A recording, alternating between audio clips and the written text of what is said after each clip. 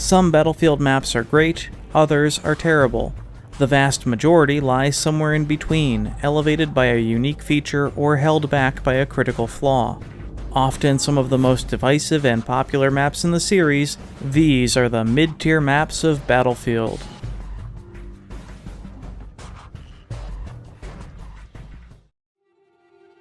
Bankjob is one of the most famous Battlefield Hardline maps. Yet it is one of split opinions, some claiming it overrated and frustrating, others putting it on a pedestal like an object of worship. The truth is somewhere in between. Bankjob is one of Hardline's 9 launch maps, complementing downtown as the second level located in Los Angeles, California. The setting is a large bank in the financial district forming the centerpiece and taking up the majority of the playable area.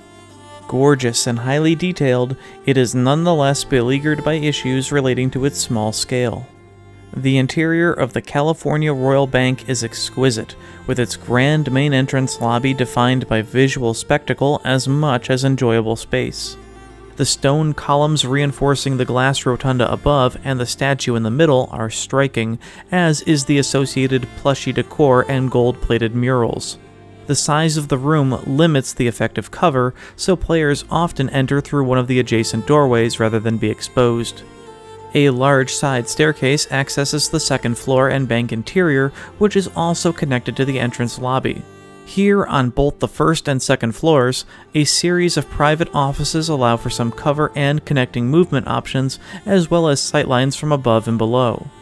On the first floor, the vault lies locked behind several iron doors and bulletproof glass, forming the most iconic zone of the map. A security office sits next to the vault room, with a hallway leading toward the rear loading dock.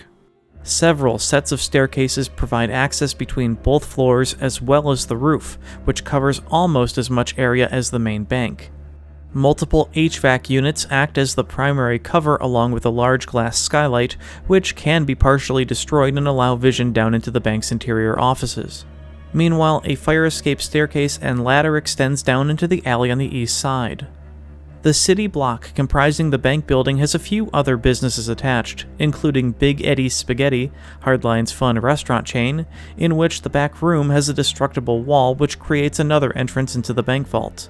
Other businesses are inaccessible.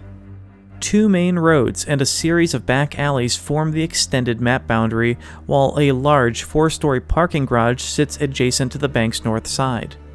This is where the map begins to have issues.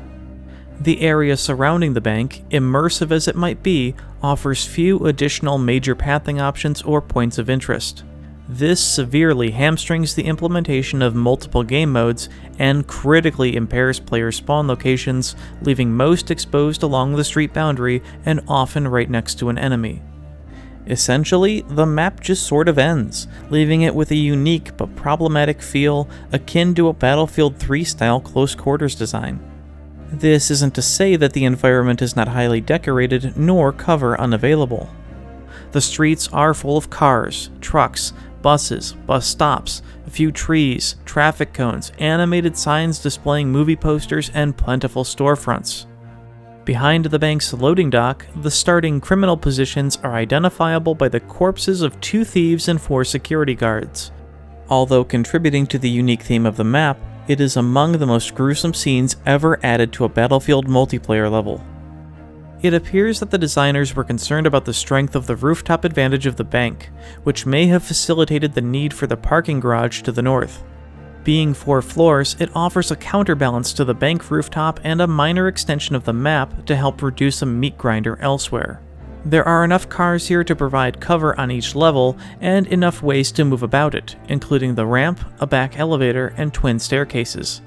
Yet again, spawn points are oddly poor, rarely placed behind parked vehicles and more commonly located outside on the street level. The 2 blocky rooftops of the staircases present a frustrating element of an even higher height advantage, while a third sits just above the elevator. 2 of these require a grappling hook, though that's easily accessible, while 1 has its own ladder. Although not overpowered in any sense, these remain more annoying than anything else, since they can watch the streets, bank rooftop, and garage spawn points. In perhaps another instance of trying to protect players from the verticality of the bank and garage, the most confounding part of Bankjob remains the large section to the northwest featuring a fairly complex subway network. While definitively the SWAT team main base, this is only used as such in certain game modes. In others, it serves no purpose at all.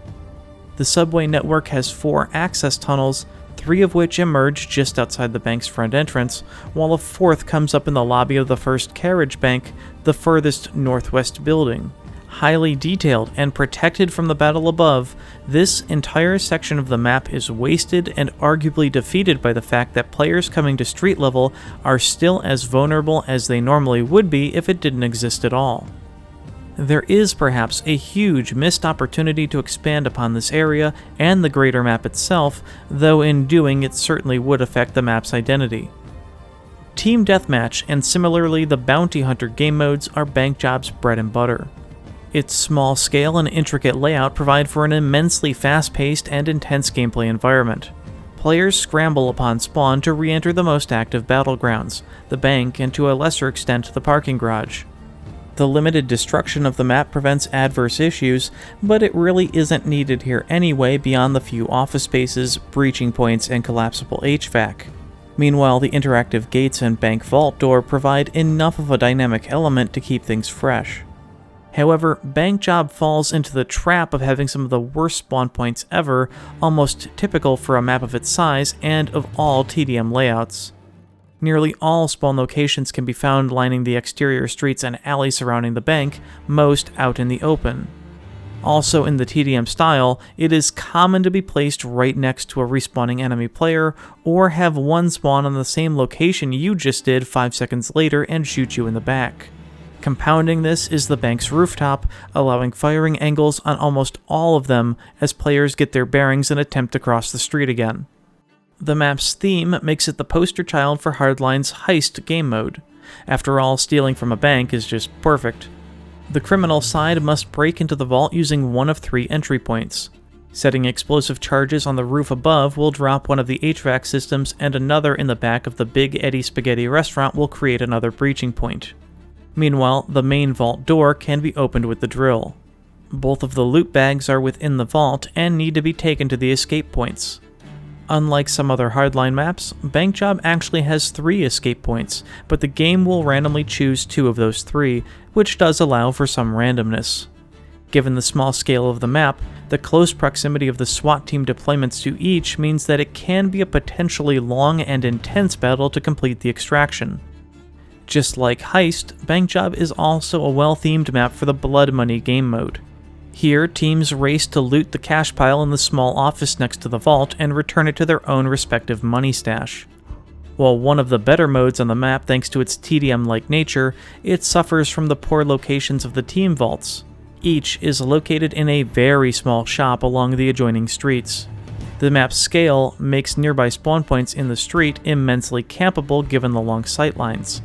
The verticality of the bank roof is the most pressing issue, as players can sit up here and fire down into almost the entire storefront and bully enemies coming or going. In a rare moment of feeling shoehorned, Conquest is an oddball. Not that there hasn't been incredibly small Conquest examples in the past, but like Bankjob, many Hardline maps have a scale allowing for only 3 objectives. Had this been Battlefield 3 or 4, the Domination game mode would have been used instead, as it serves this exact purpose for small layouts. As Hardline didn't include that particular mode, Conquest in this instance is Domination in all but name, and when viewed from that lens, things make much more sense.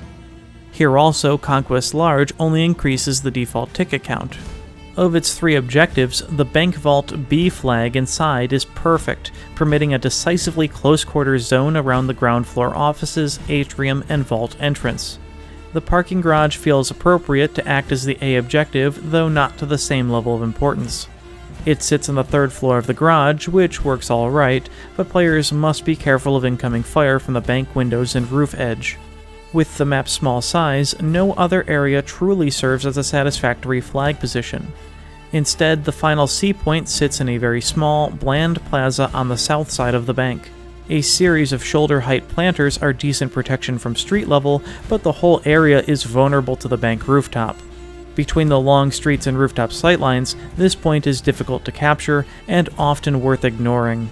This doesn't make Conquest on Bankjob a terrible experience, but something does feel off.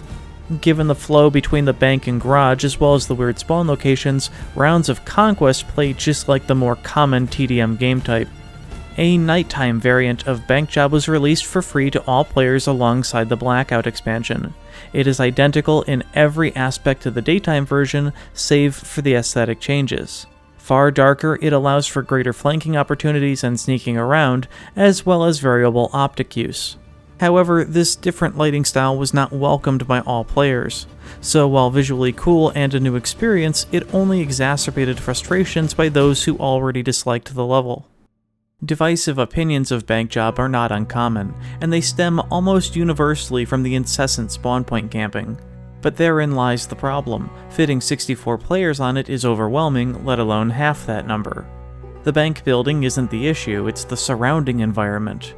The limited map boundaries make for horrendous spawn points, and almost the entirety sit along the street level and vulnerable to vertical counterattack. Given the urban theme, a potential solution appears to be simply expanding the borders into further alleyways between and behind most of the adjacent stores and buildings. This would have made sightlines extremely difficult and offered enough protection on spawn for players to get their bearings. Yet, given these limitations, the map remains extremely popular, almost iconic, such that in threads calling for map remakes it frequently makes an appearance. I don't believe this will ever come to fruition. No all-out warfare Battlefield game could justify it, at least not in its current form. But perhaps those major issues which plague it could be mitigated in some way, and the level reinvented for a grander scale conflict. My solution to this is pretty imaginative. The area of the metro station occasionally provides a good spawn, but ultimately is wasted space. I would utilize this as the basis of expanding the map. How much? More than double. To create a 5-flag environment, I would essentially mirror the old Bankjob map on the opposite end of the northwest section. Next, the large first carriage bank building would be removed, and a park or open public square would take its place, full of trees, a gazebo, and perhaps a large memorial monument to help obstruct line of sight. Here, a new objective would be placed and become the center of the map. In the new upper section, a large, unique building would mirror the status, size, and importance of the main bank, and yet stay true to its theme, something akin to a stock exchange, an environment which could be an excellent battleground, and yet allow the map to retain the title Bankjob without question. A subsequent large building would be placed across the street from this new financial building, mirroring the position of the parking garage on the opposite end and having the same importance, maybe a 2-story department store. As a result of these new objectives, the old plaza flag would no longer be necessary and removed. This allows the entire southern section of the old map and the upper section of the new map to act as larger, more protected, and isolated main deployment zones, and that is in addition to the alleys on the far east and west. You might be looking at this and thinking, Gravity, you're nuts. That is a meat grinder waiting to happen in the center. Those borders are way too small. That would be true, were it not for this cool addition. Taking inspiration from Battlefield Vietnam's Saigon 1968 map, I would fully utilize the map's original metro station, now placed directly under the public square, and expand it by creating a larger network of tunnels which allow greater and easier access from multiple directions. In particular, the 2 perpendicular tunnel entrances would be extended almost the entire length of the map toward the deployments. While the central point would not be capturable from the metro station below, its subterranean pathing would help break the deadlock above and allow for constant movement across the map. Moreover, this would allow the updated design to accommodate heavy armor in the form of a single tank per team, keeping it simple and yet giving it that chaotic feeling. In a potential future Battlefield game, Bankjob could return as a full 5-flag Conquest map, more than doubled in scale, able to field a few pieces of armor, fix its spawn point and main deployment problem, and yet retain the urban and unique atmosphere which remains so revered by its fans. The best part of all, this updated layout can still utilize the original form of the map for smaller game modes, TDM, domination, and more. But in the end, this remains a fantasy, for now. Extremely popular and arguably a good deal of fun, Bankjob is a definitive close-quarters map tailored for fast-paced game modes. Regardless of what game mode you are playing, you'll never fully shake that feeling of TDM, nor fail to experience some wild sightlines and many awful spawn points.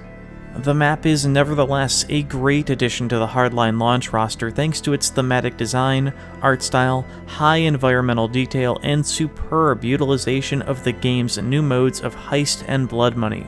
While it falls just short, Bankjob is an excellent example of a Battlefield level scratching the surface of greatness.